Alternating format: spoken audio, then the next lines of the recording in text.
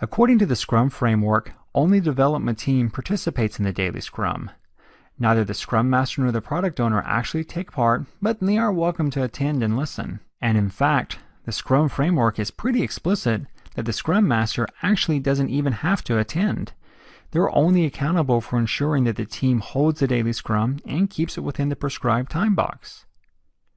Now, I personally have mixed feelings about this practice, Allen adds. While I do agree that the emphasis should be on the development team since they're ultimately accountable for the delivery of the product increment, I also don't like to discourage other members of the Scrum team from contributing to the daily Scrum. Some teams adhere strictly to the Scrum framework's description of the daily Scrum, while others may make small modifications to fit their unique needs. I think that you as a team should decide on the format that makes the most sense for your situation, but as a starting point, I'd like to suggest the following. I would suggest that only the development team is required to attend the daily Scrum. Louise and Dave, as the Scrum Master and Product Owner, are optional, though I will remind you that Louise as the Scrum Master is accountable for ensuring that it occurs and stays within the time box. And Louise and Dave, on the days that you do attend the daily Scrum, I ask that you not contribute unless your contribution is directly relevant to the items that are in the current sprint.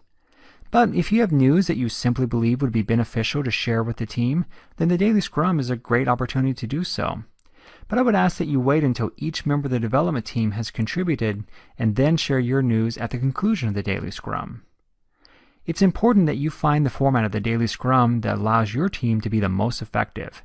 But hopefully this will give you a starting point that allows the entire team to contribute while still being respectful of everyone's time.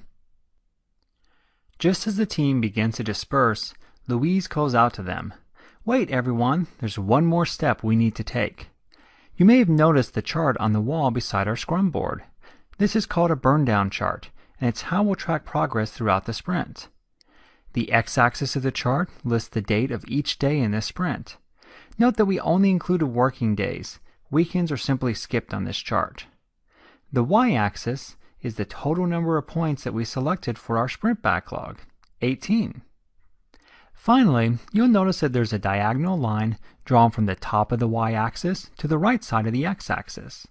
This is an ideal burn rate line and represents how our progress would look if we completed a perfectly even number of points each working day of the sprint. After each daily Scrum, we'll tally the total number of complexity points that still remain in the sprint. To keep things simple, this will include any points that aren't yet completed. For example, if we have 5 points left in the to-do column, 5 points left in the in-progress column, and 5 points left in the testing column, then we'll place a dot at the 15 marker on the y-axis for that day and connect a line to the previous day.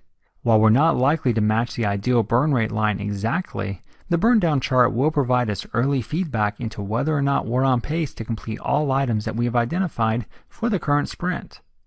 Since we currently have all 18 points left in our to-do column today, we'll go ahead and place a mark at the 18 for today's date.